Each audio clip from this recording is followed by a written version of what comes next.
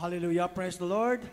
Ang pinakamataas na pagpupuri, pagluluwalhati, pagdarakila, at pasasalamat ay para lamang sa ating pinakamamahal na Panginoong Hesus. Hallelujah, praise the Lord.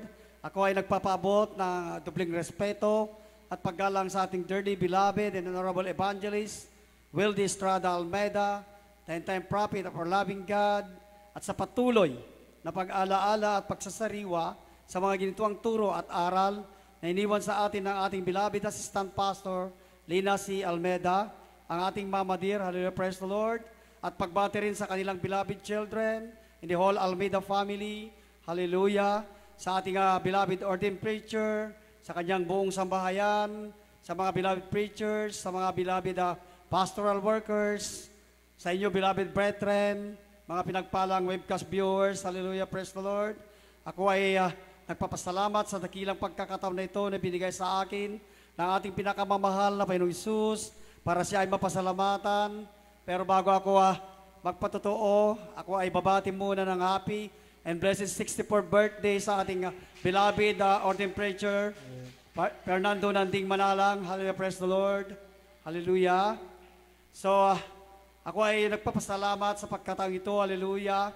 Na makapagpasalamat na naman ako sa ating dakilang Diyos. Hallelujah, praise the Lord.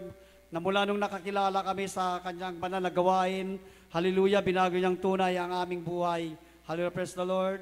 Kung aking balikan lamang, hallelujah, praise the Lord, beloved brethren, nandyan po na talagang yung beloved mother-in-law namin noon, talagang nandyan na nagpupursige, hallelujah, na talagang pinapangaral, pinapatutunan niya sa amin ang katotohanan ng gawain nito, pero nandyan na talagang hindi kami tumalima sa kanyang paanyaya sa amin, hallelujah.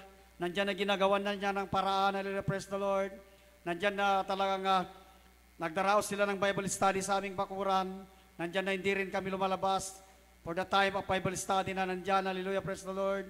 Nandyan na nagdaos sila ng crusade sa aming barangay, hallelujah. Pero hindi pa rin kami tumalima sa kanyang paanyaya, hallelujah, praise the Lord. Hallelujah. Kami ay talagang wala nang pagkakaon siguro sa aming isip na talaga kami ay mapasama sa banal na gawain ito. Hallelujah. Dahil mula nung namatay ang aming beloved nanay, nandyan na talagang parang nasarahan na yung pagkakataon. Pero talagang mabait ang ating pinakamamahal na Panginoong Hesus. Dahil tinawag niya kami na hindi namin ina-expect. Hallelujah, praise the Lord. Kung aking balikan lamang, that was October 31, 2021. Nang ako ay magising, nandyan na nagkakape ang aking beloved wife sa labas. Nandyan na wala sa aking isip na duman ako sa kanya, hallelujah. At bigla na lamang napatawi sa aking mga labi na ako ay nagpapaalam sa kanya na ako ay dadalo sa gawain ng Jesus Miracle Crusade, hallelujah. At nandyan na talagang ako ay nabigla rin sa kanyang sinagot, hallelujah. Dahil alam ko na siya talaga yung nakakasagabal sa amin, sa aming beloved nanay noon na dadalo, hallelujah. Na nandyan na talagang ayaw niya ng ganitong kahabang paglilingkod, hallelujah, na panandalian lamang kanyang gusto, hallelujah. Kaya ako'y nabigla rin sa kanyang sinagot na dadalo ako sa susunod na pagpunta ko, isasama na rin sila, hallelujah, praise the Lord. And I'm very thankful for that. So nangyari ngayon, hallelujah. Sa aking pagpunta rito, dito ko nakita yung unang himala ng ating pinakamamahal na Panginoong Hesus. So napakatagal na naglingkod ang aming beloved nanay, pero sa isang pagkakataon hindi namin siya nahatid dito sa Bangaral Station. Nandyan yung pag-aalinlangan ko nung pupunta ako dito. Nandyan talaga na hindi ko alam kung saan ako pupunta. Hallelujah. Dahil bagamat yung Luna po, kabisado ko po yung mga barangay, pero yung Bangar po talagang hindi ko alam. Hallelujah, praise the Lord. Pero nung malapit na ako sa boundary ng Luna at Bangar, nandyan na nanalangin ako. Hallelujah, praise the Lord. Na kanya ang bibigyan ng senyales o gabayan para matuntun ko ang gawain, ang station ng Bangar, hallelujah, praise the Lord. Pumikit ako sandali lamang, hallelujah, dahil nagmamaniho ako ng motor. Pagbukas ko ng aking mata, hallelujah, nandyan na yung binigay na kasagutan ng ating pinakamamahal na Panginoong Hesus. Nandyan na halos matumbok ko na yung tricycle na kinalulunanan ng ating mga beloved brethren, mga beloved na kapatiran, hallelujah. 100% na sila ay mga kapatiran dahil sa mga pananimit nilang talagang makikita mo talaga na may kabanalan. Hallelujah, praise the Lord. At sila po ay member po ng beloved choir natin. Sila po ay mga pioneers at adults choir at children's choir. Kilalang-kilala ko po yung mga kasuotang yan dahil matagal ko na silang nakikita. So, 100% na sila ay kapatiran, kaya sinundan ko sila hanggang sa makarating kami dito sa Bangaron Station. Hallelujah, na punong-puno ng kagalakan. Hallelujah, praise the Lord. For the first day, nandyan yung kagalakan na aking naramdaman. Hallelujah, praise the Lord. Sa unang pagdalo ko dito, nandyan talaga yung pag-welcome ng ating pinakamamahal na Panginoong Hesus. Hallelujah, hallelujah, praise the Lord. At mula noon, hallelujah, nandyan nga na talagang ako ay pinamuhay ko talaga kasama ng aking pamilya ang pagsusot ng may kabanalan, hallelujah, praise the Lord.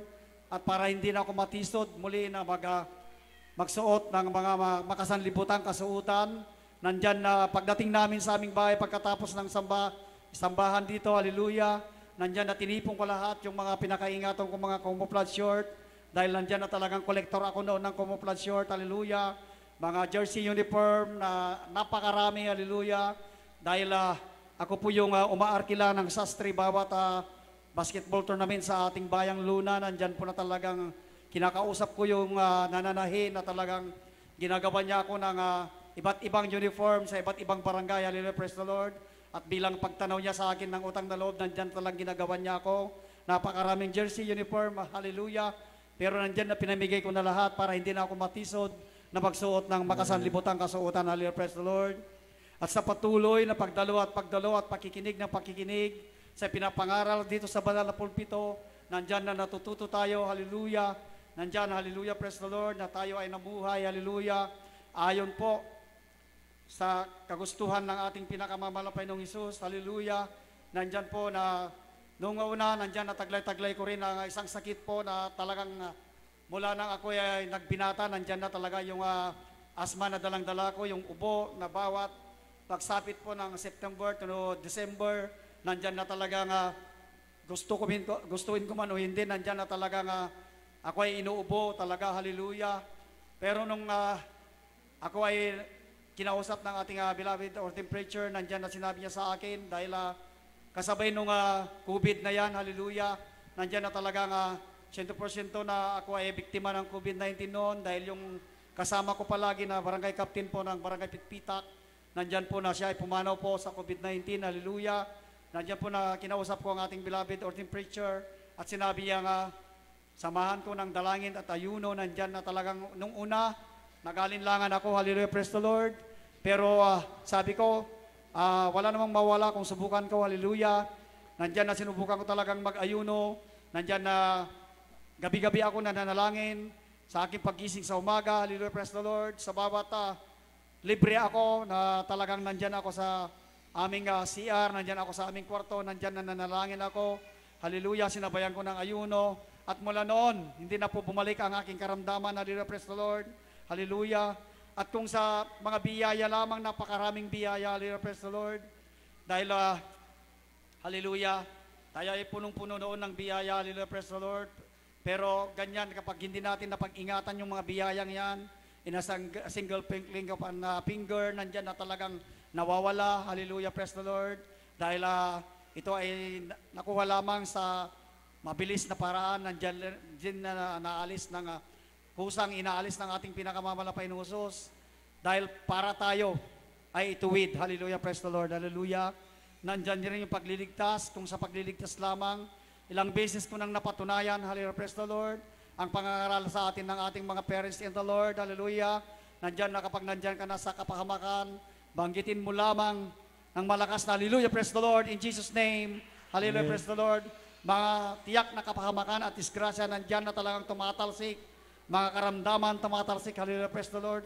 Sadyang napakabisa ang pananggalang natin na itinuro sa atin ng ating mga parents in the Lord. Hallelujah, praise the Lord, hallelujah. Nandyan na isa sa patotoo, hallelujah, nung isang malapit ng gumabi, hallelujah, natapos ang gawain natin dito sa Bangar, hallelujah, nandyan talaga na dumidiretso kami sa mga live webcast, live streaming natin, hallelujah, sa main church, nandyan na nanood kami kaagad, habang nagpapahinga, hallelujah, nandyan na ginagawa naming pahingaan yung panonood ng webcast natin sa iba't ibang outstation.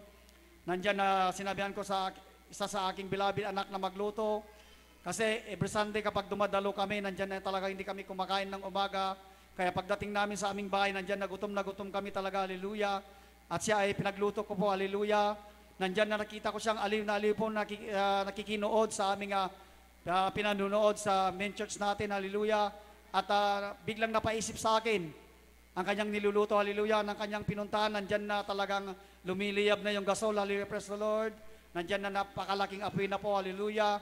Nandyan na nagpanik kami, parang wala akong magawa, nandyan na hinihintay ko na lamang na masunog ang aming bahay. Pero biglang napaalala sa akin ang turo ng ating parents in the Lord na i-rebuke natin ang kapahamakan.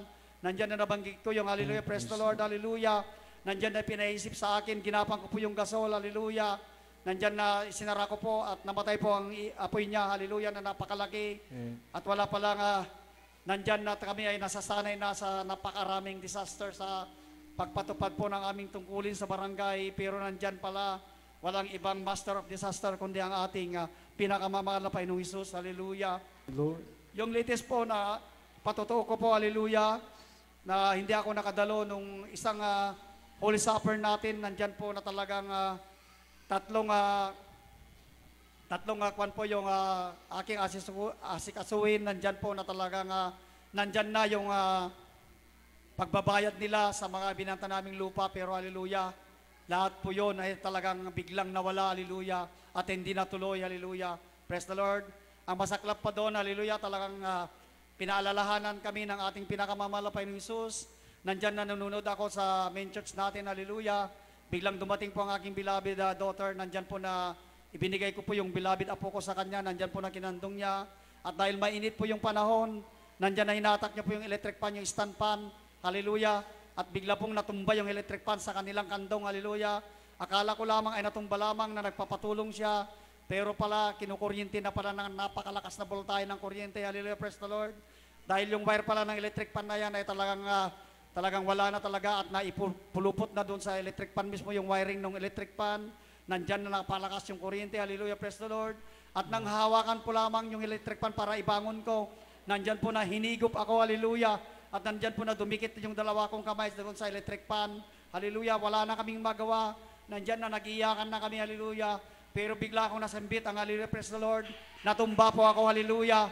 At nakapag-rebuke din ang aking beloved daughter at nabunot niya po yung saksakan ng electric fan. Kaya po kami ay niligtas ng ating pinakamamahal na Panginoong Hesus. Hallelujah, praise the Lord, hallelujah. At sa mga, kung pagliligtas lamang, hindi ko abutin po talaga ng mga 2 oras kung ipatutuo ko lahat. Dahil nandyan po palagi ang pagliligtas niya. Dahil araw-araw po kaming nakamotor, hallelujah. Nandyan talagang inilalayo kami at talagang kung minsan iniiwas kami talaga ng ating pinakamamahal na Panginoong Hesus sa disgrasya at kapahamakan. Dahil araw-araw po tayong nanalangin sa lahat po ng beloved brethren at ang ating beloved pastor. Palagi po nating ipinapalangin, nandyan yung kalakasan at kalusugan, hallelujah, praise the Lord. At sana maiwas tayo lahat sa anumang sakuna, disgrasya at kapahamakan. Yan po palagi ang ating panalangin. Kaya tayo ay pinag-ingatan ng ating pinakamamahal na Panginoong Hesus. Kaya lahat ng papuri ay para lamang sa ating pinakamamahal na Panginoong Hesus.